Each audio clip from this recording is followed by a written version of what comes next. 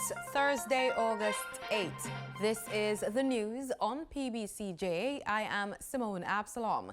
Jamaica took a major step toward making it easier to do business on Wednesday with the launch of the company's Office of Jamaica's electronic business registration form at the Jamaica Pegasus Hotel in New Kingston.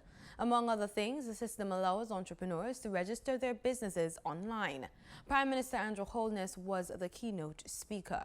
I also want to acknowledge the tremendous work done by the company's Office of Jamaica, the Cabinet Office, and the Public Sector Transformation Unit to have coordinated all of this very complex arrangement.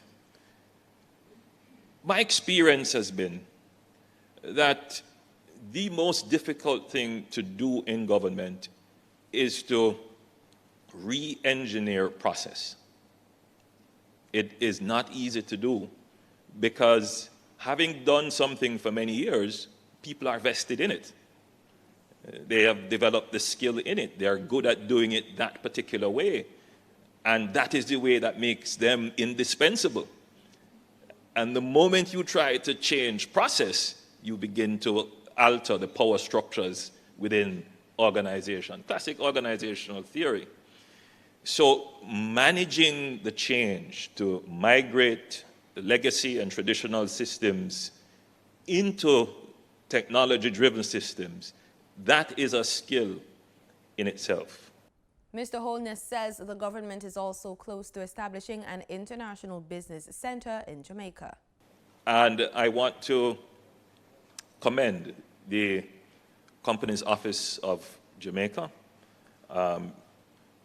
Judith Ram-Logan, because that particular agency of government has led by example, and you've been one of the first agencies to have embraced the use of technology and re-engineered your business process.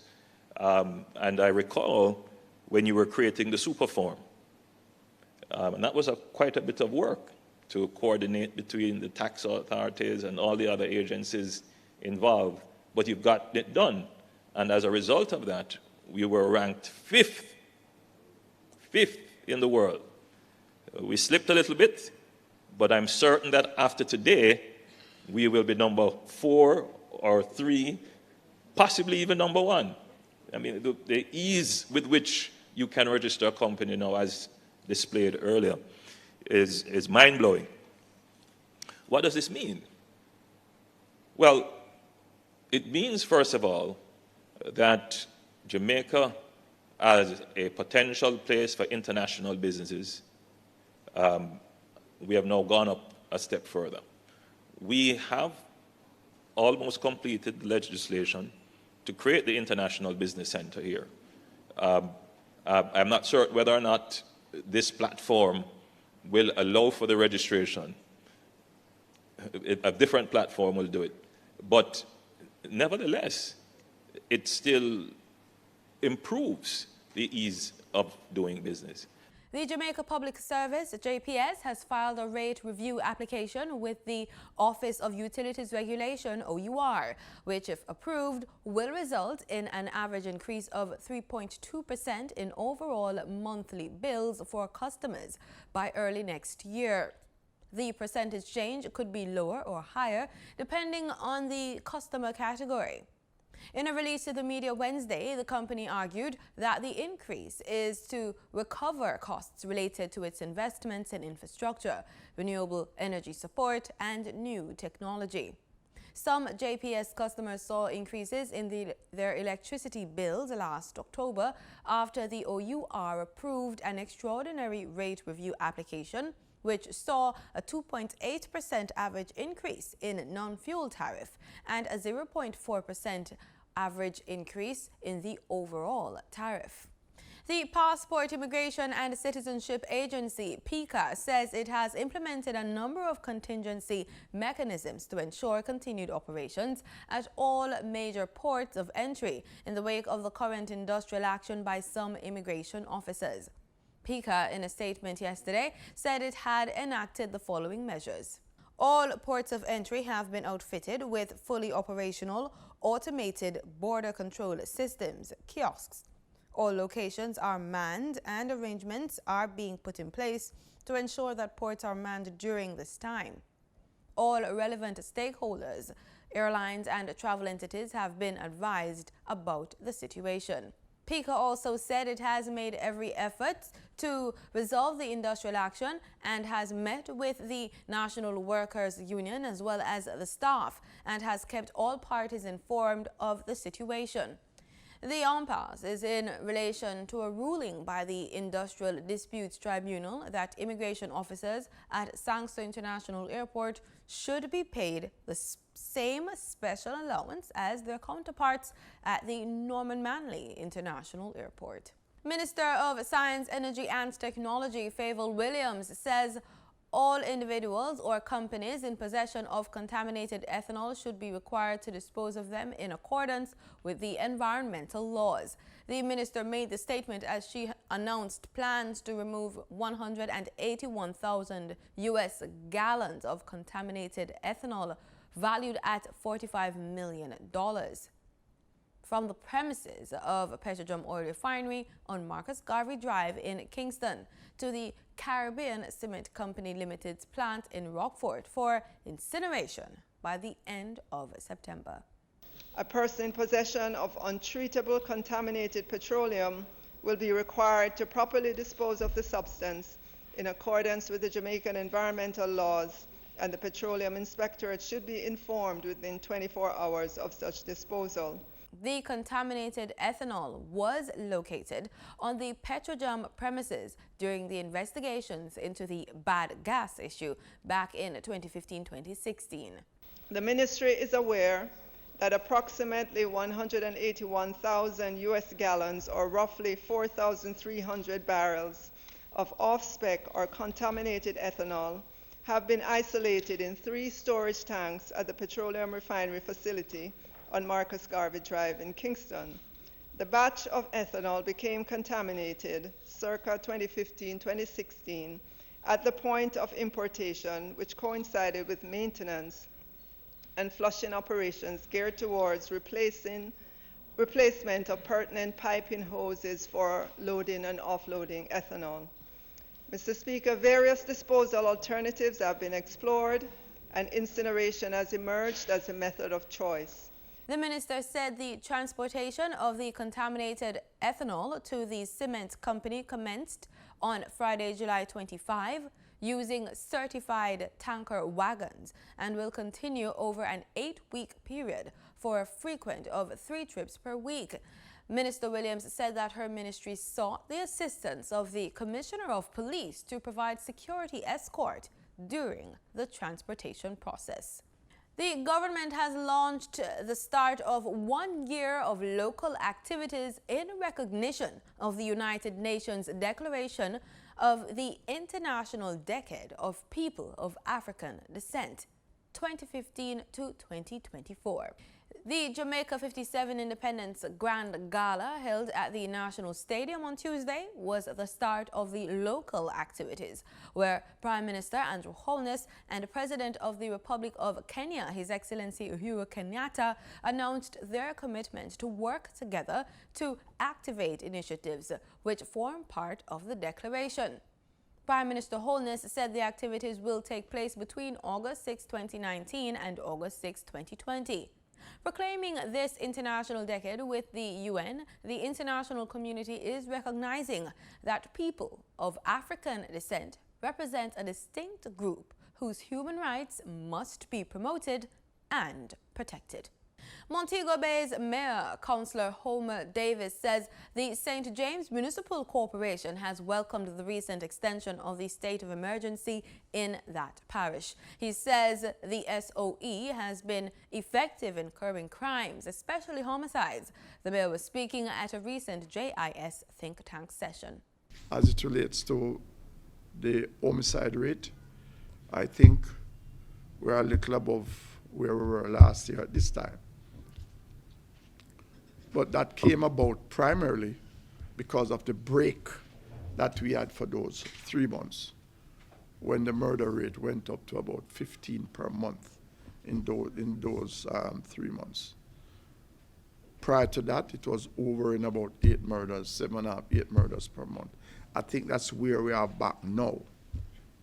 So we are convinced from the municipality that the state of emergency is one of the tools in the box that we think can work and can probably bring us to the point where our homicide rate is over and about what the international norm, which I think is 16 per 100,000.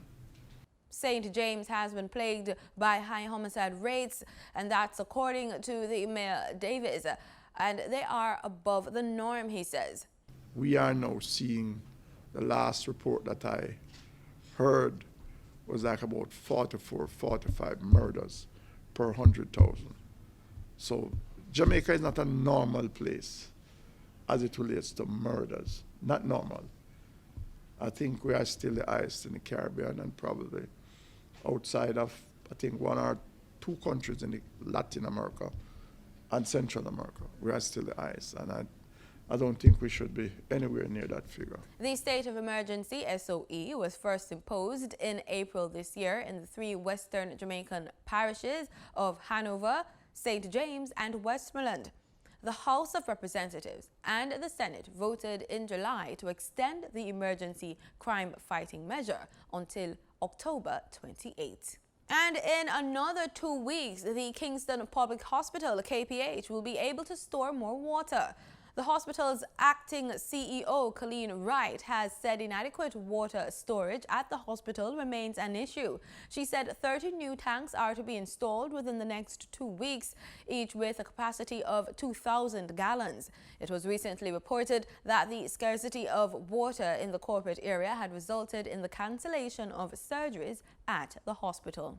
Prime Minister Andrew Holness has signaled that he could release his 2018 statutory declarations by the end of the week if the Integrity Commission does not publish the documents.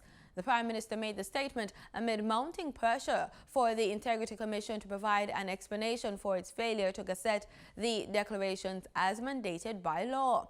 Speaking to journalists following the company's Office of Jamaica's launch of the electronic business registration form in New Kingston Wednesday, Mr. Holness admitted that he was late in filing the documents.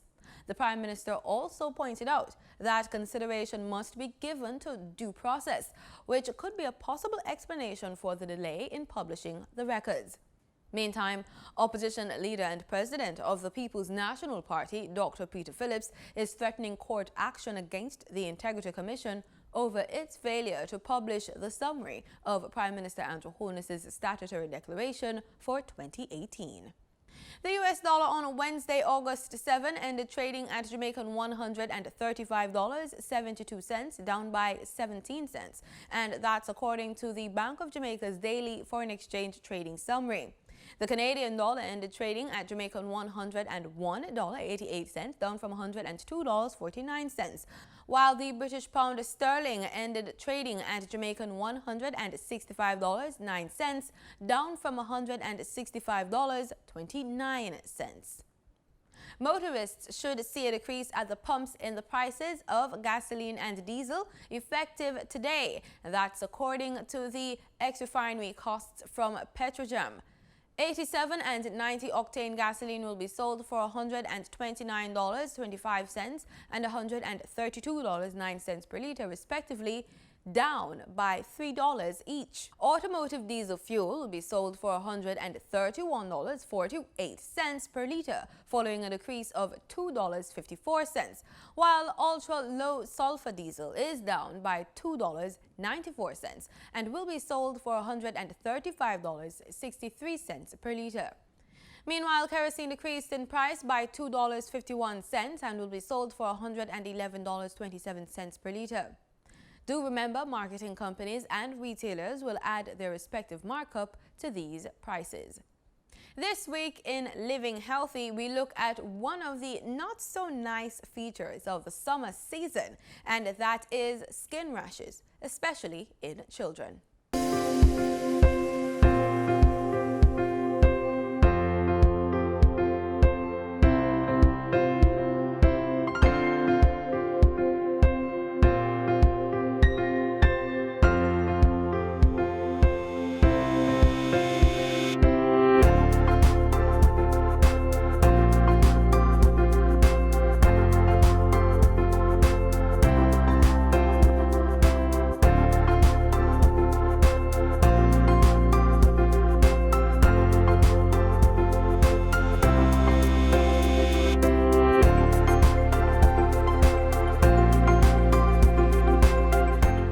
The most common causes of rashes in children include cellulitis, chickenpox, eczema, hand, foot and mouth disease, impetigo, measles, psoriasis, ringworm, scabies, scarlet fever, and many more.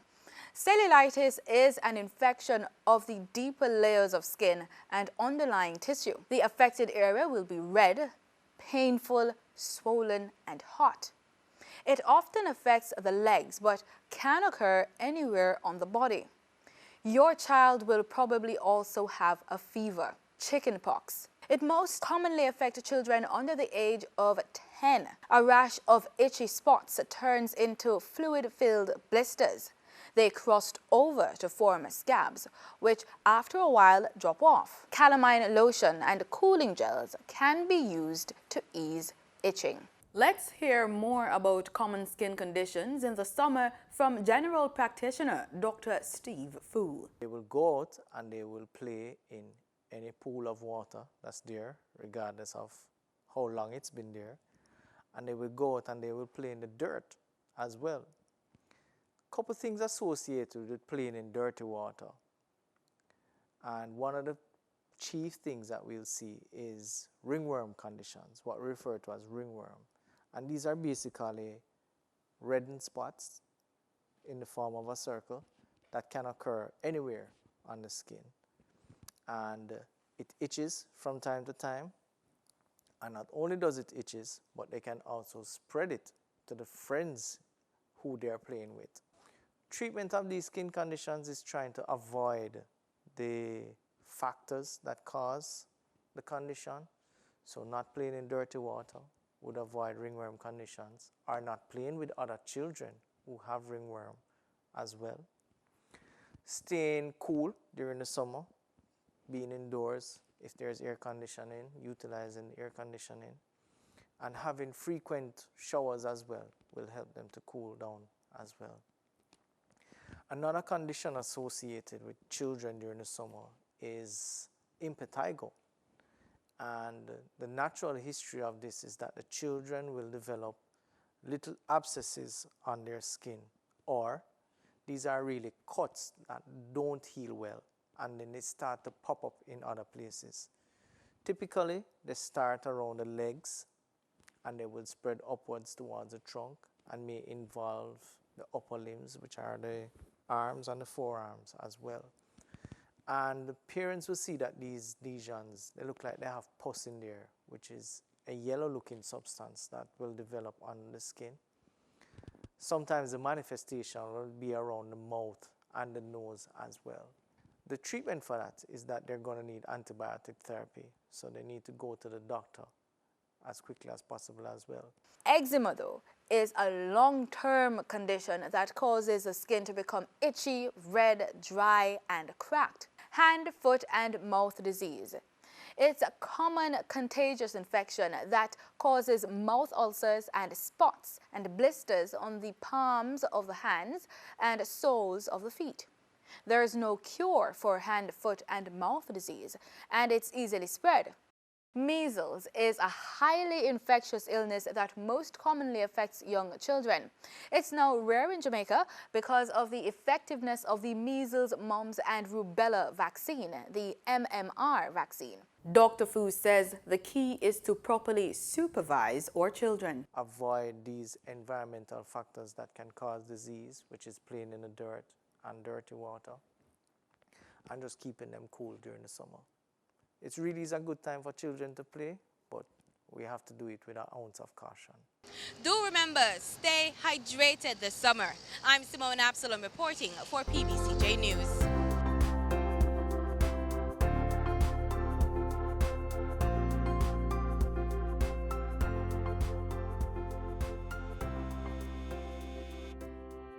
In regional news, an influx of Haitians is causing hysteria in Guyana, Brazil, and Suriname. Between January and July 2019, more than 8,600 Haitians arrived in Guyana and only 13 left the country legally. In a display of hysteria to feed the base of multiple factions, the Haitians are coming is making headlines across the country. The opposition and its constituents are claiming, quote, the black government, quote, in Guyana is doling out citizenship to Haitians in an effort to have them register to vote for the ruling government and by selective means avert the Indian-dominated People's Progressive Party, PPP, from winning the upcoming general election. Meanwhile, on Sunday, it was learned that a significant number of the 8,600 plus Haitians who arrived in Guyana during the last 7 months made way to Lethem, a frontier town neighboring Brazil. That's according to investigations by the Guyana Couture. The Haitians can't be accounted for because they don't remain in Guyana. They continue to Brazil and Suriname illegally through the so-called backtrack to get to French Guyana and elsewhere in South America. The Haitians constitute 30 to 50% of the immigrant population in French Guyana. In sports, Jamaica's under-14 Reggae Girls picked up their second win of the Caribbean Football Union Challenge Series after defeating the Dominican Republic 4-2 at the Captain Horace Burrell Center of Excellence at the UWI Mona campus on Wednesday. The young Reggae Girls will close out the group on Friday against Bermuda. This tournament serves as preparation for next year's CONCACAF Girls Under-15 Championship in Florida. And still in sports, Jamaican cricketer Chris Gayle should see his first action of India's tour of the Caribbean with the 3-match one-day international series set to bowl off on Thursday in Guyana. Gayle is part of the 14-man squad for the 50-over series coming over from the Global T20 in Canada and is joined by the squad by 4 other Jamaicans, O'Shane Thomas, Sheldon Cottrell, Fabian Allen and John Campbell. The Caribbean side will be looking to pick up their first win of the tour, having lost the T20 series 3-0. And that's the news on PBCJ. Remember, we are the People's Station.